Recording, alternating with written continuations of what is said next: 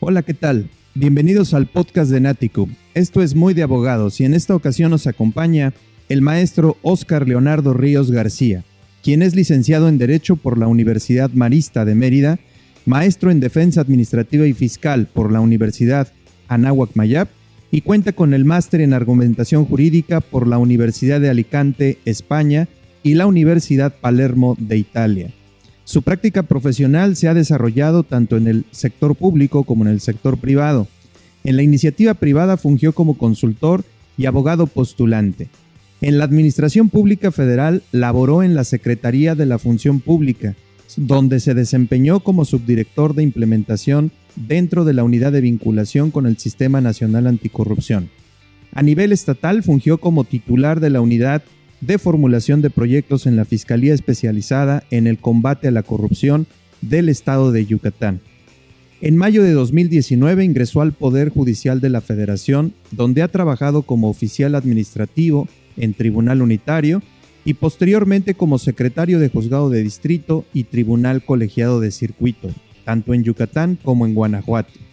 Asimismo, laboró en la Suprema Corte de Justicia de la Nación en la ponencia de la ministra Ana Margarita Ríos Farjat, en donde participó y elaboró proyectos de sentencia en asuntos de competencia, tanto de la primera sala así como del Tribunal Pleno. En el ámbito académico se ha desempeñado como profesor de Derecho a nivel licenciatura y posgrado en diversas universidades públicas y privadas. Asimismo, ha impartido conferencias, ponencias y cursos en Perú, Ecuador y en diversas universidades e instituciones de México. Es autor y coautor de 4 libros, el último, Manual de Argumentación e Interpretación Jurídica, y colabora habitualmente con artículos de investigación y opinión en revistas especializadas.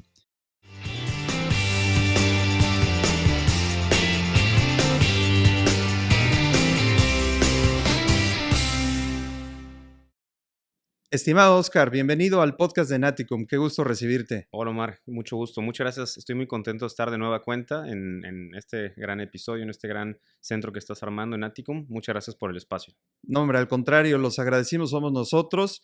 Me queda muy claro de que eres un abogado que se ha convertido poco a poco en un referente ya en los temas constitucionales y eso pues evidentemente me llena de gusto y además pues es para nosotros un honor recibirte, estimado Óscar, y además recibirte para platicar de un tema en donde yo estoy seguro tú pues eres un especialista, que es para hablar el día de hoy acerca de los precedentes judiciales, ¿no? Del sistema de precedentes, que a reserva de lo que tú nos expliques a lo largo de la charla, pues valdría la pena a lo mejor comentarle a toda nuestra audiencia en qué consiste el sistema de precedentes, y creo que para ello sería importante pues darles una especie de introducción a la reforma constitucional de 2021 y cómo se transforma no solo la estructura orgánica del Poder Judicial, que incluso marca un cambio de época dentro del Poder Judicial de la Federación, sino que además también se toca o se reforma de alguna manera el sistema jurisprudencial en México. Entonces, en ese sentido, pues bienvenido, Óscar. Esta es tu casa y ojalá que nos sigamos viendo por acá. ¿Y qué podemos decirle a nuestra audiencia, Óscar, acerca de la jurisprudencia en México? Claro, pues muchas gracias. Antes que nada, Omar, muchas gracias por tus palabras, las aprecio mucho. Y bueno, creo que es un tema muy relevante para explicarle, por ejemplo, a las personas que no son abogadas, qué es esto de la jurisprudencia. Y creo que es una palabra que escuchamos mucho, aunque no nos dediquemos al derecho, ¿no? Tal vez en alguna serie de Estados Unidos, en cualquier tema, tal vez si alguien contrata con algún abogado, escucha ese término de precedente o jurisprudencia. Y para entrar al tema, digamos, la jurisprudencia tiene distintas acepciones o connotaciones que el propio Poder Judicial ha interpretado y así como muchos teóricos del derecho han atribuido, ¿no? Es decir, cómo entendemos o qué debe entenderse o definirse, conceptualizarse por jurisprudencia. En términos sencillos, yo diría, me gusta, digamos, para explicarle a la ciudadanía en general, no abogada, qué es la jurisprudencia, hay que entender que hay distintas fuentes del derecho. ¿Qué es una fuente del derecho? Es decir, ¿de dónde surge una norma que obliga las conductas de la ciudadanía? ¿No? Es decir, cómo comportarnos para tener una vida en convivencia, en paz y en armonía, ¿no? Y si hay algún tipo de controversia, disputa, cuáles van a ser las reglas que precisamente van a solucionar esas controversias. Y entre esas fuentes del derecho sabemos, por ejemplo, lo que hacen los parlamentarios, los diputados, los senadores. Sabemos que en México tenemos un Congreso de la Unión que se divide en dos cámaras, ¿no? Los senadores y la Cámara de Diputados, y a nivel federal, cada entidad federativa pues tiene su respectivo Congreso del Estado, y ellos se encargan precisamente de legislar, de hacer leyes. La ley es una de las fuentes del derecho que hay. También, digamos, las más conocidas es la costumbre, ¿no? Es decir, cuando cierta práctica reiterativa y aceptada por un determinado sistema jurídico la considera como norma, porque digamos que esa es la pauta de comportamiento que tiene que llevarse a cabo, y por lo tanto se considera como algo que tiene que hacerse y cumplirse. Y por otro lado, tenemos otra fuente del derecho que se le ha denominado como jurisprudencia, es decir, lo que los dices lo que los jueces, perdón, dicen que es el derecho cuando resuelven un determinado caso en concreto. Es decir, se pelea vecino A con vecino B, dice, a ver, quién tiene la razón sobre este caso, y cuando lo resuelve, dicta una sentencia, y esa sentencia tiene una regla de derecho que marca precisamente la pauta de un precedente. Y digamos que el precedente se va a entender como aquella regla de derecho determinada en una jurisprudencia que sirve como pauta para que jueces de menor jerarquía la sigan cuando les llegue un caso parecido al precedente al que se resolvió. Pero ¿quién determina ese precedente? Pues digamos, cada país tiene una estructura en su poder judicial, ¿no? Aquí tenemos jerárquicamente pues a la Suprema Corte como nuestra máxima autoridad judicial, y que también es un tribunal constitucional. Y ella se encarga, digamos, esto siguiendo en palabras de la doctora Ana Laura Magaloni, diciendo los tribunales terminales tienen una doble funcionalidad, ¿no? Es decir, resolver casos en concreto, claro, pero también tiene una doble funcionalidad, que la segunda función es determinar pautas de conducta, conocidas como reglas jurídicas, mejor llamadas precedentes.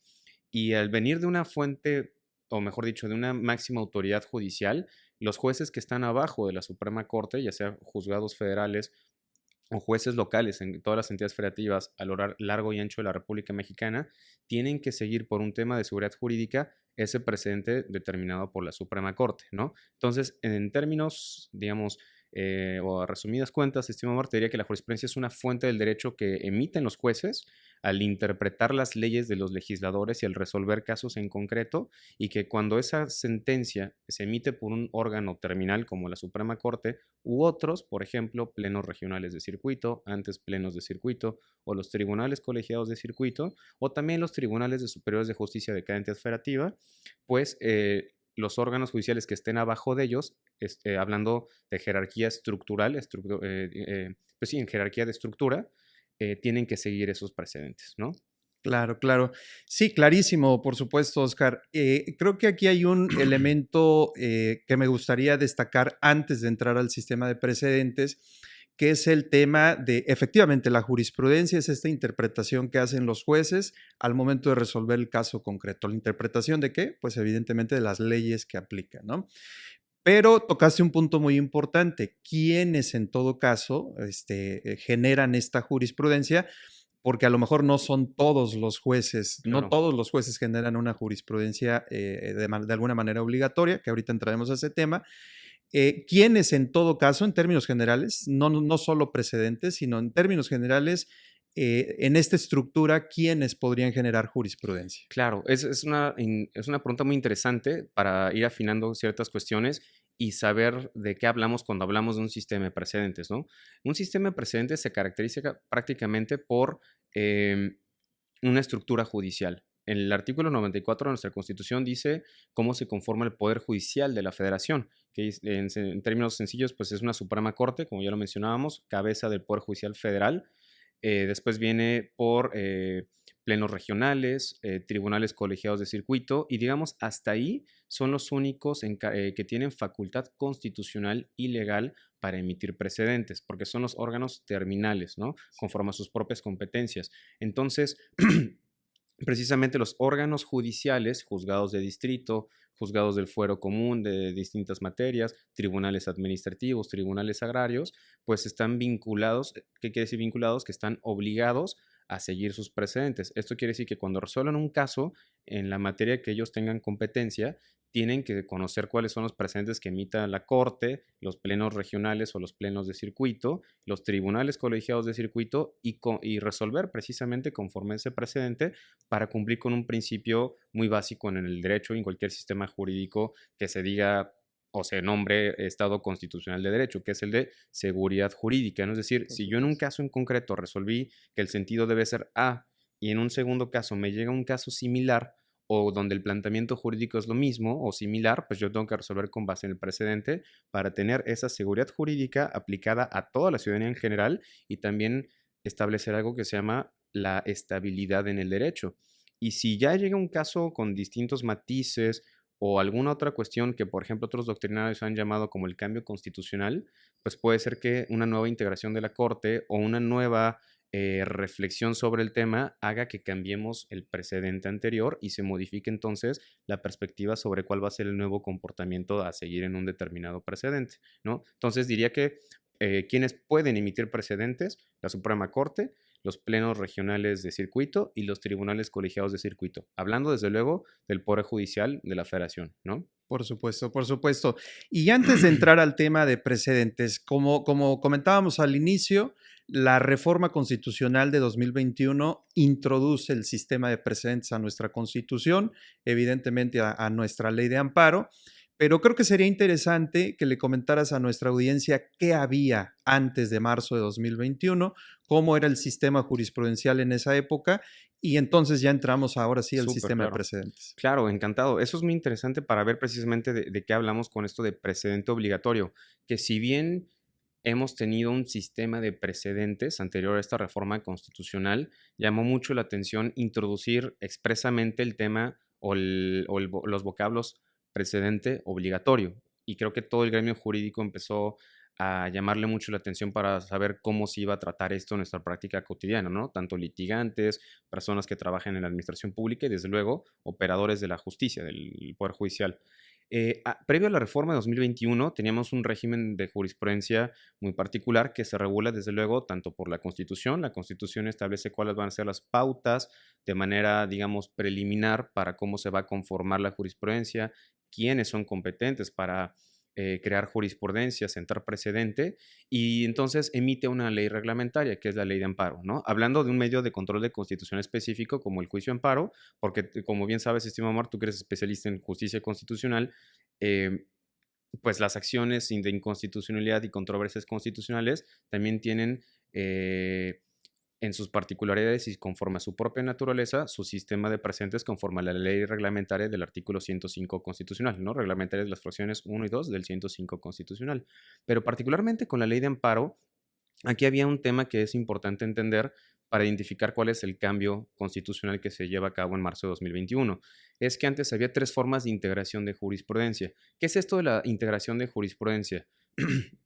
Son maneras en que se podía crear jurisprudencia y había tres específicamente. Una, la más conocida, que es la que nos enseñan, que es la reiteración de criterios.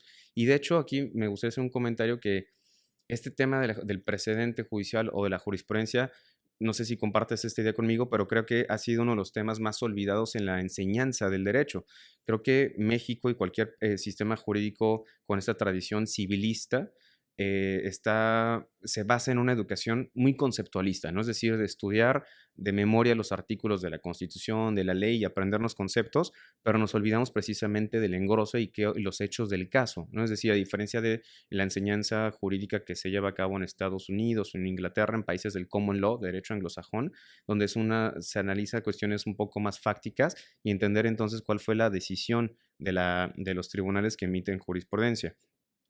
Pero dicho esto, es que entendíamos por jurisprudencia y así nos lo explicaban, o al menos yo lo entendía así, como la jurisprudencia es aquel criterio que se emite o se conforma porque ya se dictó 5 casos en el mismo sentido y no había uno en contrario, ¿no? Y digamos, si bien se puede entender una noción preliminar sobre jurisprudencia con esto, eso nada más, desde mi óptica, pues era una forma de integración de jurisprudencia de las tantas que había, ¿no? La reiteración, que claro, que te pedía 5 criterios reiterados en el mismo sentido. Otra de ellas era la contradicción de criterios, ahora contradicción de criterios, antes se llamaba contradicción de tesis. que era cuando distintos tribunales colegiados o las salas de la Suprema Corte, primera y segunda sala, tenían criterios encontrados sobre un punto de derecho, un mismo punto de derecho, y entonces un órgano superior tenía que resolverlo, ¿no? Para decir cuál debe ser el criterio que debe prevalecer sobre ese mismo punto de derecho. Y la última era la sustitución, que realmente era poco eficiente porque era un mecanismo o una forma de integración de jurisprudencia, la sustitución, que se utilizó muy poco y esta se eliminó con el cambio en la reforma constitucional del 2021. ¿Qué pasaba? Y esto es lo más relevante y la trascendencia de la reforma desde mi óptica, que esta forma de integración de jurisprudencia que se llama reiteración de criterios, la tenían tanto los tribunales colegiados como la propia Suprema Corte. Y ahorita con la reforma 2021 se quita esa forma de integración y se le deja únicamente a los tribunales colegiados y se crea una nueva forma de integración de jurisprudencia que se llama precedente obligatorio. ¿Qué quiere decir esto? Que con un solo caso que dicte ya sea las salas de la Corte o el Pleno de la Suprema Corte, con los votos requeridos, es decir, 4 votos en salas u 8 votos dentro del Pleno, iba a sentar criterio vinculante, precedente obligatorio. Esto es fundamental desde una óptica de la lógica de precedentes, sobre todo si queremos reforzar realmente a la Corte, a la Suprema Corte de Justicia de la Nación, como un verdadero tribunal constitucional en nuestro país. Y te pongo un ejemplo práctico, el famoso caso Marihuana. El amparo en revisión 237-2014, que se resolvió en 2015, en ese asunto, como bien sabes, se declaró la inconstitucionalidad de diversos artículos de la Ley General de Salud, porque vulneraban de manera, era una prohibición absoluta el consumo lúdico de marihuana, y hacer un test de proporcionalidad, la Corte había determinado, la primera sala, que pues vulneraba el derecho al libre desarrollo de la personalidad de manera desproporcionada, ¿no? Es decir, no había otras medidas menos alternativas para cumplir en el mismo grado de proporción el libre desarrollo de la personalidad, cumpliendo, pues digamos, el fin legítimo que era proteger el derecho a la salud, ¿no? Pero en ese entonces lo que pasó es que regía el antiguo régimen de jurisprudencia y solo fue un criterio, digamos, aislado, una tesis aislada que no era obligatoria. Y fue hasta 2018, bueno, ¿qué pasó con esto? Que en la práctica era un criterio aislado que, como sabes, y para las personas que nos estén escuchando, que estén conociendo estos temas de precedente y demás, pues esto no obligaba a los jueces de distrito a resolver en el mismo sentido que la primera sala, porque no les vinculaba. Y esto orilló a que muchas personas no pudieron conseguir ese amparo. Y después de varios años de litigio constitucional, 3 años después, en 2018, ya después de 4 casos adicionales y sumando entonces 5 casos, es que se forma jurisprudencia por reiteración de criterios. Y a partir de ahí, estimado Omar, como sabes, pues entonces ya se hace vinculante para todos los jueces de distrito del país. Pero fíjate, tuvieron que pasar 3 años de litigio constitucional para que un criterio del máximo tribunal judicial del país, la Suprema Corte, fuera vinculante. Entonces, lo que quiere cambiar ahora esta reforma es precisamente modificar esa óptica y fortalecer a la Corte como un tribunal constitucional, como funcionan a lo largo y ancho del mundo, ¿no? Es decir, que con un solo caso sea suficiente para que se siente precedente. Y con eso entonces las demás autoridades judiciales cumplan con ese precedente y evitar tantos años de litigio constitucional como pasó, por ejemplo, no, solo por decir un ejemplo del caso marihuana, como ocurrió ahí, ¿no? Y es lo que trata de producir este cambio. Y creo que ese es uno de los cambios más trascendentales de lo que teníamos antes a lo que tenemos ahora, A ¿no? lo que tenemos ahora. Sí, indudablemente muy ilustrativo este ejemplo que nos pones. Entonces, efectivamente, antes de 2021 teníamos reiteración de criterios, que como ya nos explicaste con el caso marihuana, se requerían 5 casos en el mismo sentido para poder sentar jurisprudencia obligatoria para el resto de los tribunales, ¿no? Teníamos contradicción de tesis y teníamos además sustitución de jurisprudencia. Con la reforma constitucional de 2021, entonces se introduce el sistema de precedentes únicamente para la Corte y como Así tú es. bien nos explicaste, con un solo caso podemos sentar jurisprudencia, ¿no?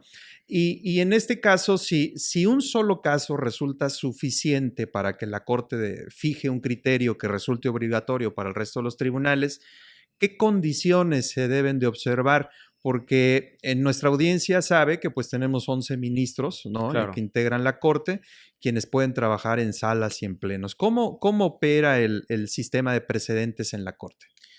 A ver, es muy interesante. El tema ahí, prácticamente lo que mencionábamos era eso, ¿no? Es decir, lo relevante aquí es ver cuáles son las consideraciones.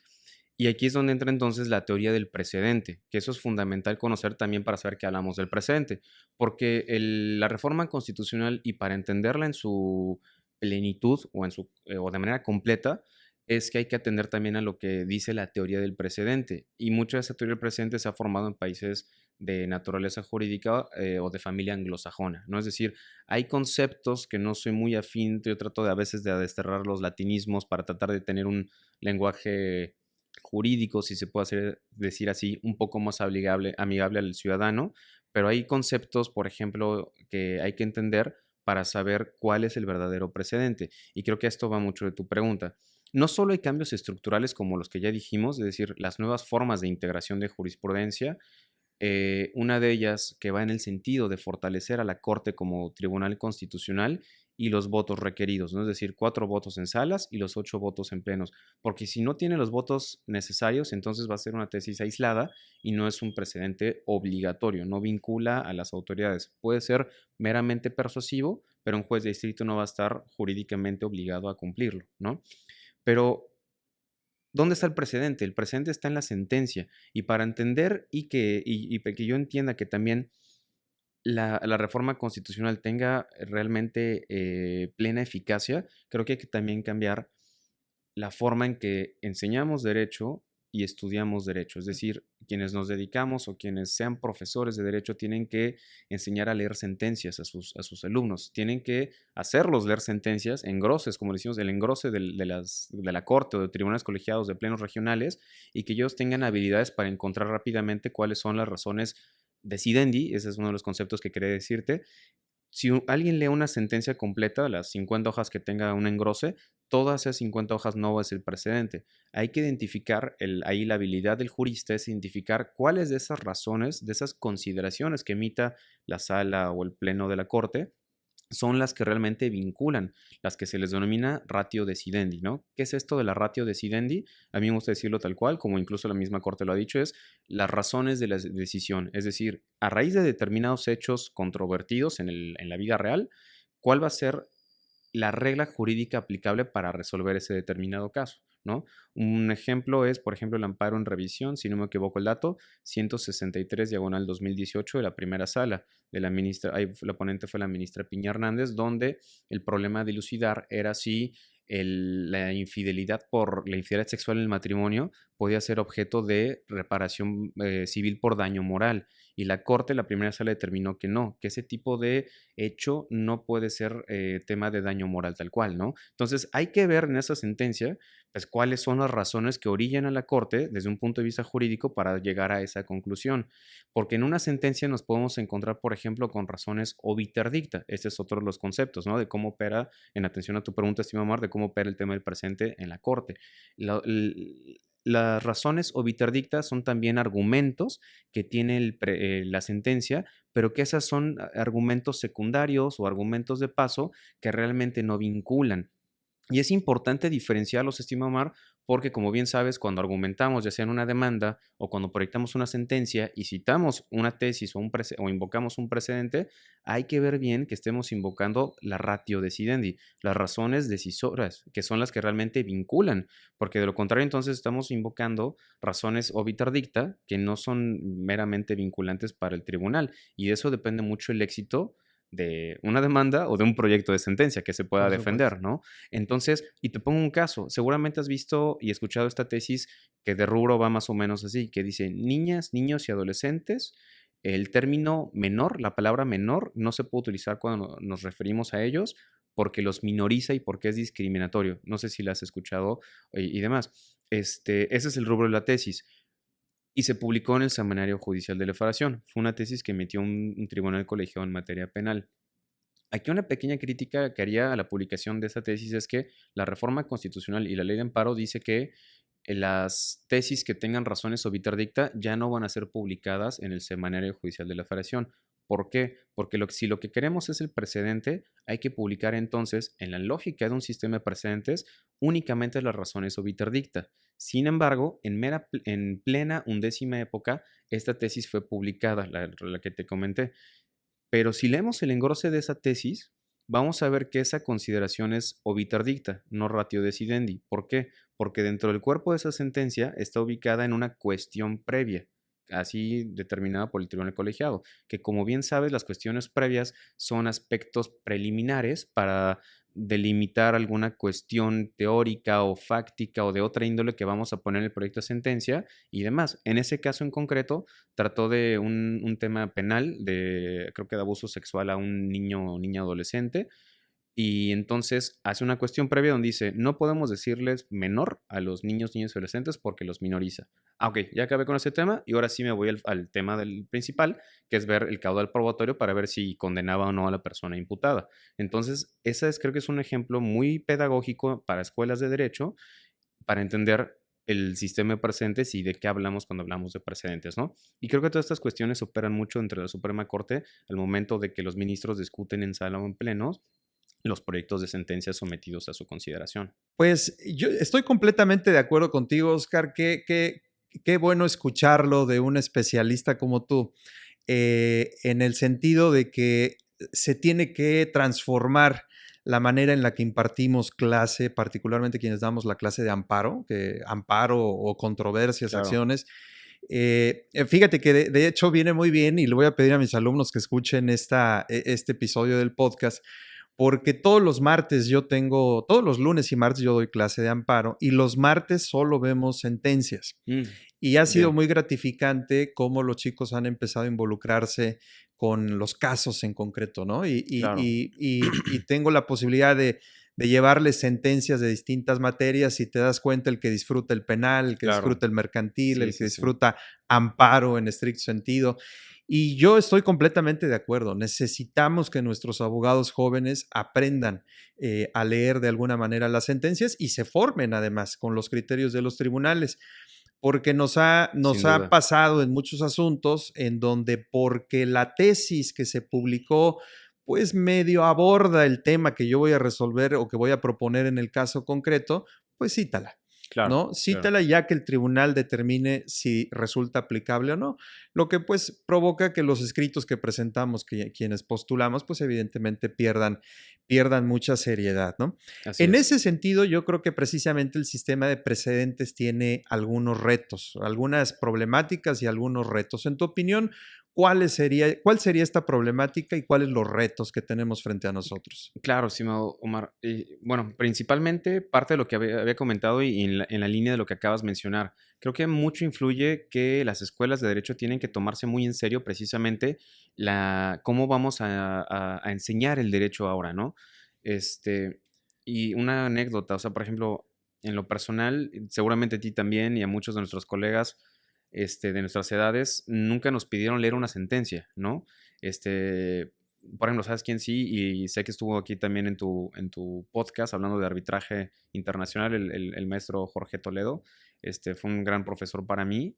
Él nos hacía leer sentencias de la Corte Interamericana de Derechos Humanos y aprendías mucho leyendo directamente la sentencia, ¿no? Pero no recuerdo que alguien nos pidiera de tarea leer un engrose de la Suprema Corte. Hasta que un día, gracias a la publicidad que lleva a cabo la Dirección de Comunicación Social de la Corte, me enteré de un asunto que me interesaba mucho, que es el amparo directo en revisión 992-2014 sobre discriminación en ofertas de empleo, ¿no? Y era una sentencia bien interesante, y de su lectura aprendí muchísimo. Te das cuenta cómo puedes aprender más que estar leyendo y repitiendo artículo por artículo, ¿no? Que eso es mera memorización y desde mi óptica creo que un jurista completo y bueno no es aquel que mejor memoriza los artículos, sino quien tiene las capacidades y las habilidades para resolver problemas prácticos, entendiendo de qué va el derecho y también teniendo habilidades de investigación. Y para resolver un caso, desde de hacer una demanda o proyectar una sentencia o crear una iniciativa de ley o legislar, creo que habilidades de investigación son súper fundamentales para esto. para tener, digamos, éxito y eficiencia de alguna manera, ¿no? En la abogacía.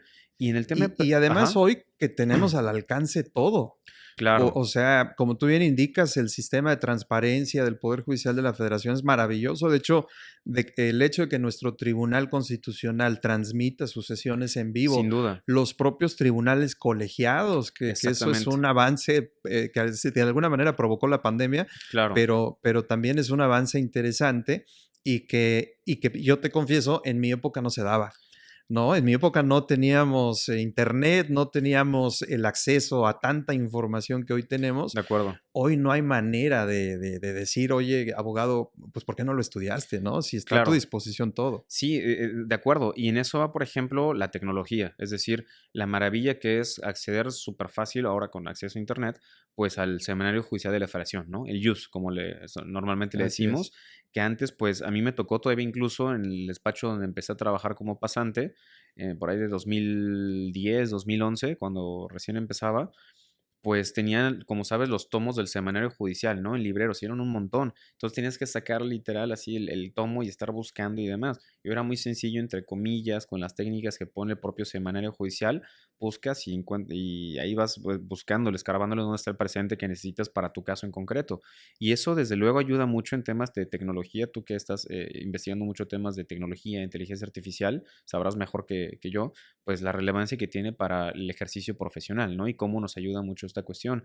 Y a raíz de ahí, sobre cuáles son los retos del presente que me preguntas, estimado Omar, creo que también falta mucho, para mí, a ver, el seminario judicial y el sistema de presentes creo que es muy eficiente, pero hay cosas que podemos afinar. Por ejemplo, hay tesis de colegiados o de plenos regionales que no está la ejecutoria por completo ahí, ¿no? Es decir, entonces lo relevante ahí yo creo es que tal vez modificarlo para que en un solo enlace demos clic y nos remita al documento en PDF de la ejecutoria y podamos consultarla, ¿no? Y no irte tal vez a la página del Consejo de la Judicatura, que ahí lo podemos agarrar, pero es un poco tedioso, pero por ejemplo, tal vez para un ciudadano común y corriente le sea un poco complicado, ¿no? Decir, a ver, yo no conozco los circuitos judiciales, ubico el número de expediente, pero no sé a qué circuito te refieres, ¿no? Y es alguien que un jurista lo puede hacer.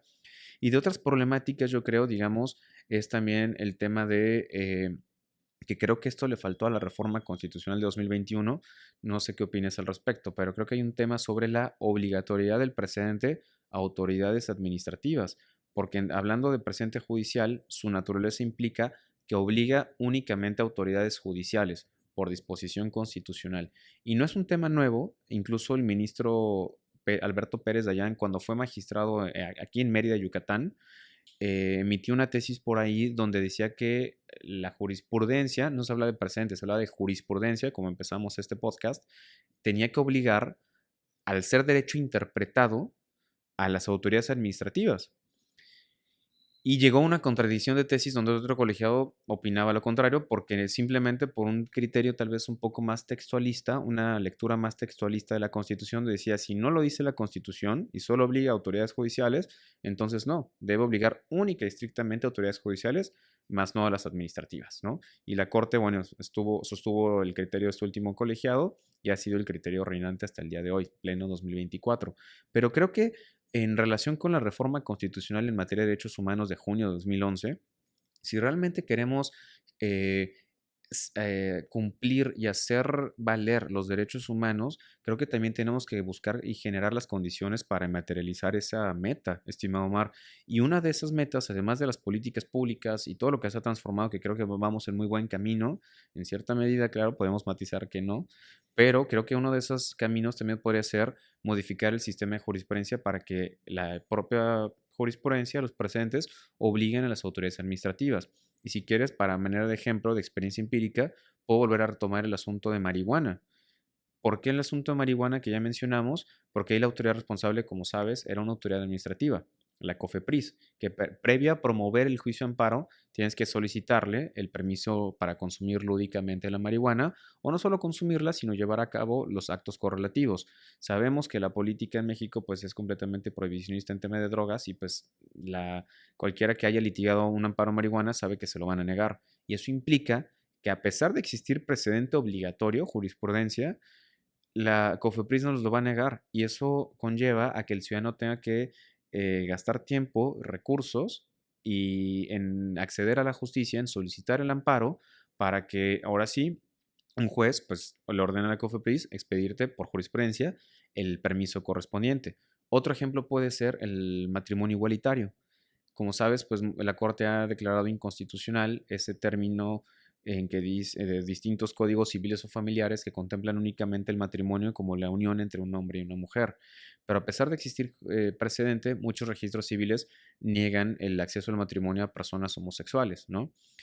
Entonces, si la autoridad administrativa estuviera obligada a cumplir el precedente, creo que se materializaría de distinta forma eh, el cumplimiento efectivo de derechos humanos, porque lo que hace la Corte al emitir jurisprudencia es precisamente reconocer un derecho, ¿no? Es reconocer un derecho al libre desarrollo de la personalidad en el caso marihuana, un derecho a la igualdad y no discriminación, por ejemplo, en el caso de matrimonio igualitario. Pero a pesar de existir precedente obligatorio, las autoridades administrativas lo siguen haciendo. ¿Y qué decir, tú que eres gran especialista en temas administrativos o fiscales, en materia fiscal o administrativa, ¿no? Muchas autoridades administrativas siguen, a pesar de existir eh, criterios y que les estén diciendo qué hicieron mal, siguen cometiendo el mismo patrón de error, ¿no? En cuestiones básicas también, incluso en fundamentación y motivación. Entonces, creo que esas son cuestiones que tendremos que ir viendo desde una óptica de sistema de precedentes para ver hasta dónde tiene que llegar el alcance de la jurisprudencia a obligar o no a autoridades administrativas. Esto en la óptica de, como mencioné, hacer efectiva la materialización del cumplimiento y protección de derechos humanos, ¿no? Y en ese punto en concreto, Oscar, consideras, y yo completamente de acuerdo, es un tema que como tú bien indicas, viene discutiéndose prácticamente desde la novena época, ¿no? Hay incluso por ahí alguna controversia constitucional donde también se planteó este tema. La Corte arribó a la conclusión de que no, que efectivamente el criterio vinculante era únicamente para autoridades jurisdiccionales o judiciales. Sí, Y yo sí coincido mucho contigo. Yo creo que nos ahorraríamos muchos claro, recursos, exacto. no solo en los despachos, sino además, ni los quejosos como tal, sino además el Estado, Ujú, el exacto. costo que tiene que tengamos que promover 1, 2, 3 o 4 amparos para obtener Completamente, que nos claro. apliquen el criterio. Pero tú, la pregunta en concreto sería que aplique la jurisprudencia, cualquier tipo de jurisprudencia. Me refiero, ya ves que hay jurisprudencia temática, Exacto, hay exacto. jurisprudencia estrictamente procesal, o como tú acabas de citar, 2 casos de derechos humanos que me Ujú. parecen sumamente relevantes. En tu opinión, y yo sé que a lo mejor ameritas una reflexión mucho más Sí, profunda, claro. ¿no? Pero en tu opinión, ¿debería ser toda la jurisprudencia o tendríamos que acotar para ciertos Es un casos? gran punto, Omar. Me apena, pero no tengo la respuesta concreta. Realmente ando escribiendo e investigando sobre ello. Y es un tema que abarca muchas cuestiones, ¿no? Porque, por ejemplo, a ver, el tema de precedente es un tema muy abogadil, ¿no? Y entonces, por ejemplo, en la administración pública, si vamos a vincular autoridades administrativas, como sabes, pues trabajan personas servidores públicas que no todos son juristas. Entonces, un primer problema es cómo capacitamos en materia de precedente judicial, ¿no? Es decir, y hasta dónde va a alcanzar y qué tipo de jurisprudencia, si solamente precedentes obligatorios de la Corte o aquellos que reconozcan únicamente derechos humanos, que yo me iría por ahí, es decir, si ya hay interpretación constitucional donde reconoce, por ejemplo, la inconstitucionalidad de una norma general y se reconozca un derecho humano, tal vez ahí sí, ¿no? Un derecho humano que tenga efectos obviamente generales, por ejemplo, a un grupo socialmente discriminado como las personas homosexuales, ¿no? Para que puedan acudir al matrimonio igualitario. Cuestiones así yo iría delimitando. Creo, precisamente esto en relación con la reforma constitucional de derechos humanos. Creo que podríamos partir desde ahí, pero yo respondería preliminarmente, digamos, a raíz de que tendría que investigar un poco más, que es parte de la línea de investigación que estoy llevando ahorita, es si ya un precedente reconoce derechos humanos y aún más declarando la inconstitucionalidad de una norma general, creo que ahí entonces sí tendría que obligar a autoridades administrativas sí o sí. Y esto, por ejemplo, pasa mucho a veces en temas electorales, ¿no? Tú igual que eres especialista en electoral, pues luego el INE o ciertos OPLES toman en cuenta el criterio de la sala superior o de alguna sala regional y lo meten los nuevos lineamientos, ¿no? A raíz y lleva a cabo algunas de estas cuestiones. Es lo que he estado investigando para ver cómo metemos ese tema de la jurisprudencia electoral y su funcionalidad al mundo de la jurisprudencia que rige la ley de amparo, ¿no? Así es, sí, sí, fíjate que es un tema sumamente interesante, apasionante. Sí, Hiciste que me acordara de un caso que tuvimos en la Procuraduría General de la República en 2004-2005 en materia de extradiciones, ya. precisamente. La Corte en un determinado momento sostuvo que la pena de prisión vitalicia era una pena inusitada Ujú, y por tanto violatoria del artículo 22 constitucional. Pues un gran criterio, evidentemente si lo lees en aislado dices una maravilla, ujú, ¿no? El único tema es que eso obligaba a Estados Unidos, a Estados Unidos de América, a que cuando pedían la extradición de algún capo importante, se comprometieran a no aplicar la pena de prisión vitalicia. Entonces, cuando hablamos de que la jurisprudencia sea obligatoria para la autoridad administrativa, en ese momento nosotros tuvimos que sugerirle al gobierno norteamericano, te tienes que apegar al criterio jurisprudencial, porque si no le van a conceder el amparo wow, y no te lo puedo entregar en extradición. claro, Y claro. nos ganaban los amparos Sí, por esa razón. Ya después vino otro tema que vino en esa misma jurisprudencia, viene otro tema que también te quiero comentar, te claro. quiero preguntar, porque después la Corte se da cuenta de la gravedad del asunto y en Ujú, una nueva reflexión, en una sustitución precisamente de ya, jurisprudencia, abandona el criterio, ya, ¿no? Y claro. dice, no, no es pena inusitada y abandona el criterio. El tema es que nosotros ya habíamos hecho exigible esa garantía, esa jurisprudencia, ya se la Ujú, habíamos hecho exigible al gobierno norteamericano y por lo tanto la autoridad administrativa también ya había hecho propio el criterio, ujú, que es de los pocos que yo conozco, Oscar, donde la autoridad administrativa reconoce que se tiene que apegar al criterio jurisprudencial, pero cuando abandona el criterio, viene una consulta sumamente interesante por parte del gobierno de los Estados Unidos y nos preguntan, oye, a los que ya me entregaste en extradición, dado que tu corte ya modificó el criterio, ¿puedo aplicarles la pena de prisión vitalicia? Es decir, ya tu corte abandonó el criterio, ya no tengo la prohibición, por lo tanto puedo aplicar el punto. Y esto me lleva a la siguiente pregunta y mucho, ya en un tema mucho más abstracto, no específicamente este caso. ¿Qué sucedería en todo caso con el artículo 217 de la Ley de Amparo que, como tú sabes, mm, prohíbe la aplicación retroactiva de la jurisprudencia? Y esto me claro, lleva a hacer el comentario, por supuesto, y a claro. escuchar tu reflexión, porque ¿qué sucedería en aquellos casos en donde la autoridad se apegue al criterio jurisprudencial y qué sucedería si después el propio Poder Judicial abandona el criterio, cambia el criterio y la autoridad administrativa pues de alguna manera ya aplicó el precedente y ahora tendría que desaplicarlo, tendría que inaplicarlo? En Claro. tu opinión, ¿qué tendría que suceder precisamente para no perder lo que decías al inicio de la Ujú. charla, la seguridad jurídica, ¿no? Híjole, el tema de la retroactividad de la y retroactividad de la jurisprudencia es un tema que, bueno, a ver, a fin de cuentas, ha quedado, digamos, tal cual como regía digamos, en el antiguo régimen de jurisprudencia previo a la reforma constitucional de 2021.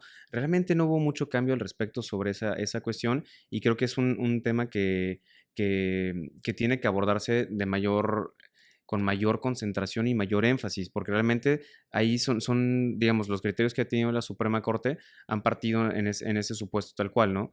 Pero realmente, bueno, lo que podría decirte así tal cual es que al mismo sentido de que la jurisprudencia tiene que obligar, y se quedó corta la reforma constitucional de 2021, y la jurisprudencia tendría que obligar a la autoridad administrativa, creo que también no tocó esos temas, algunos sobre la irretroactividad de la jurisprudencia o la retroactividad de la jurisprudencia.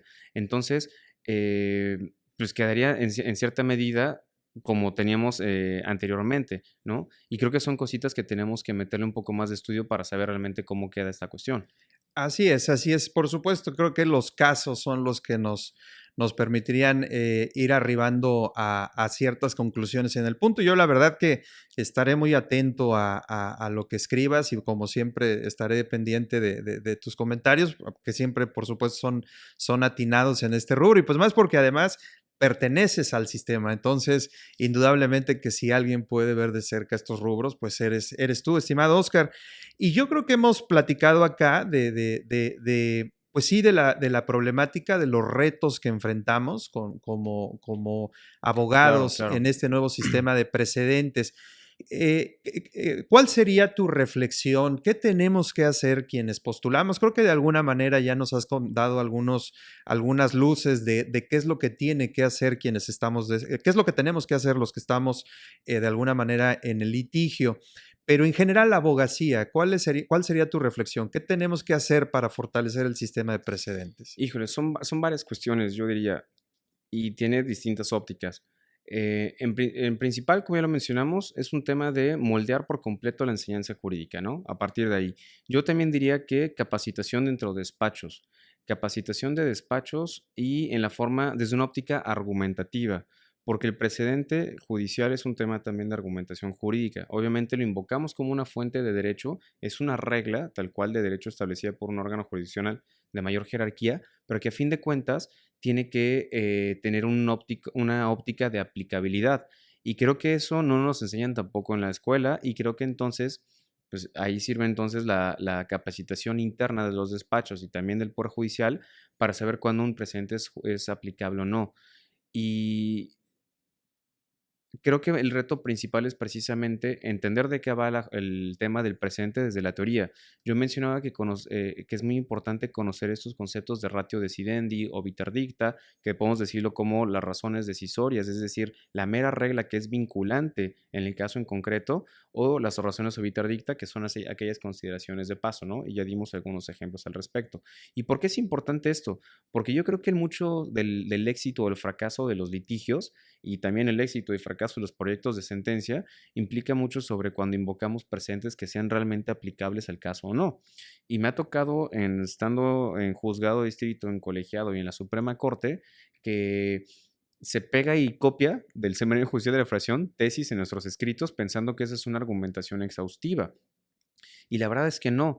Realmente al invocar un precedente, creo que la exigencia es realmente hacer un ejercicio de asimilación, ver si los hechos del caso son parecidos o no, y si el problema jurídico también es similar, y qué entonces, qué elementos jurídicos de ahí sirven para ser aplicables al caso en concreto. Y ahí a mí me gusta en clase poner algunos ejemplos precisamente de, fíjense cómo me invocaron esta tesis que no tiene nada que ver, y entonces son argumentos a conceptos de evaluación o agravios, dependiendo del tipo de ya sea amparo o recurso, que se declaran ya sea de infundados o inoperantes, ¿no? Porque realmente son tesis que no tienen absolutamente nada que ver con el caso en concreto.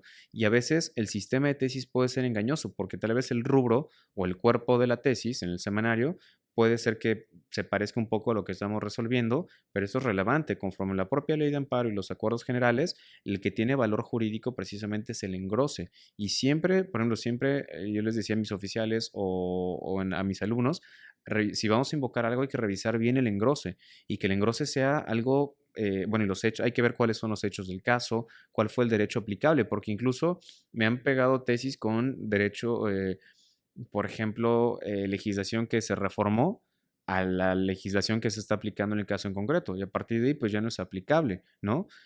O legislación que ya no está vigente incluso. Y entonces esas cuestiones hacen que pues no tenga pies ni cabezas lo que me estás argumentando.